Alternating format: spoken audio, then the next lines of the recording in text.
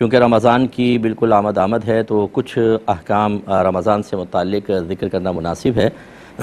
سب سے پہلے تو میں تمام دیکھنے والوں سے گزارش کرتا ہوں کہ جو ایسے ہیں جو خاص طور پہ ینگ ہیں اور ایسے افراد کہ جو پہلے کچھ اہتمام نہیں کرتے اور ایک دم رمضان اور روزوں میں داخل ہو جاتے ہیں، ان کی گزارش ہے ان کی خدمت میں کہ تھوڑا بہت ہمیں پہلے سے تربیت حاصل کرنی چاہیے۔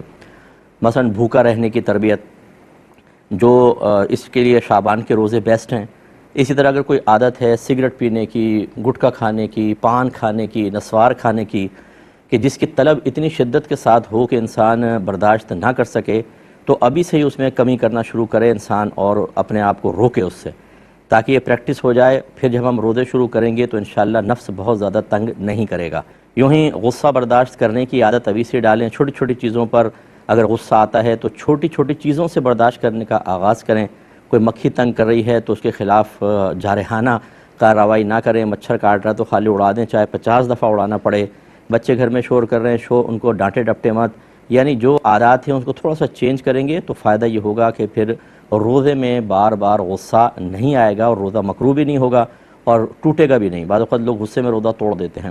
حالت روزہ میں احتلام ہو جاتا ہے کسی کا، جیسے میں روزہ ٹوٹنے کے معاملات میں اگر موقع ملے تو ذکر کر دوں گا، لیکن اس سے بھی روزہ نہیں جاتا ہے، جبکہ خود خدا نخواستہ جان بوجھ کے کوئی غسل کے وجوب کی صورت نہ بنائی گئی ہو، ویسے سوتے ہوئے جیسے احتلام ہو جاتا ہے، آدمی ناپاک ہو گیا، تو اس سے روزہ ٹوٹنے کا کوئی تعلق نہیں ہوتا۔ اپنے روزہ کنٹینیو رکھیں، یعنی غسل وغیرہ کر لیں۔ ہاں، یہ اتنی تاخیر کرنا کہ نمازی قضا ہو جائے، یہ منع ہوتا ہے۔ فرض روزوں کی نیت علیحدہ علیحدہ ہوتی ہے، ایسا نہیں ہوتا کہ پورے رمضان کے روزوں کی ایک ساتھ نیت کر لیں۔ ہر روزے کی علیحدہ علیحدہ نیت کریں گے، اور نیت دل کے پختہ ارادے کو کہتے ہیں، تو لہٰذا اس کے لیے کوئی مخصوص الفاظ کی ادائیگی لازم نہیں ہوتی ہے۔ لہٰذا بعض لوگ سحری کھانے کے بعد ایک دم اذان ہو جاتی ہے، کہتے ہیں اوہو ہم تو نیت کرنے بھول گئے تھے۔ تو آپ دیکھیں، نیت دل کے ارادے کو کہتے ہیں۔ جب آپ روزہ رکھنے کی نیت سے سحری کھا رہے ہیں، سحری ناشتہ نہ ہو، کہ جیسے بعض کہتے ہیں ہم روزہ نہیں رکھیں گے، یا بعض بہنیں ہوتی ہیں جن کے مخصوص ایام ہوتے ہیں تو وہ اس ٹائم اٹھ کر ناشتہ کر لیتی ہیں، اور پھر تاکہ لوگ ہمارا پردہ بھی رہے۔ اور ایسی کسی کے روزہ نہ رکھنے کا ارادہ ہو کسی عذر کی بنا پر، وہ کہتا ہے صراحتاً کہہ دیتا ہے میں تو ناشتہ کر رہا ہوں، تو پھر تو یہ نیت نہیں ہے۔ لیکن اگر اگلے دن کے روزہ رکھنے کا ارادہ ہے اور اس ارادے سے ہم سحری کھا رہے ہیں، تو یاد رکھیں سحری کھانا ہی اس روزے کی نیت شمار ہوتا ہے۔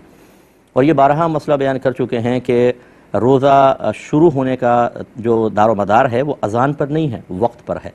تو بعض اوقات ایسا ہوتا ہے کہ اذان وقت سے پہلے سٹارٹ ہو جاتی ہے، تو ہم مطلب روزہ بند کر کے بیٹھ جاتے ہیں۔ وقت دیکھ لیں، جو بالکل اچھے کیلنڈرز ہیں کہ آپ اس پہ مطمئن ہیں، وہ پہلے لے لیں۔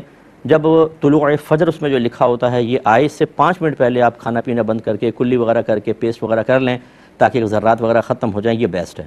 لیکن یہ جو لوگ کرتے ہیں کہ اذانیں ہو رہی ہیں ان کے بیچ میں کھاتے پیتے رہتے ہیں، اور جب انہیں منع کیا جائے تو کہتے ہیں ہم تو اپنے گھر میں یہ دیکھتے آئے تھے، کوئی کہتا ہے سگریٹ پی لو، چائے پی لو، پانی پی لو جلدی جلدی، ابھی یہ اذان ہو رہی ہے اس مسجد کی، اس مسجد کی باقی ہے۔ یہ اچھی طرح یاد رکھیے کہ اذان فجر کا وقت شروع ہونے کے بعد ہی دی جا سکتی ہے، اگر اس سے پہلے دیں گے اذان ہوگی نہیں۔ اور فجر کا وقت جب شروع ہوتا ہے وہ سحری کا وقت ختم ہونے کے بعد ہوتا ہے۔ اس کا مطلب ہے جو اذان دی جائے گی وہ تو سحری کا وقت ختم ہونے کے بعد ہی دی جائے گی۔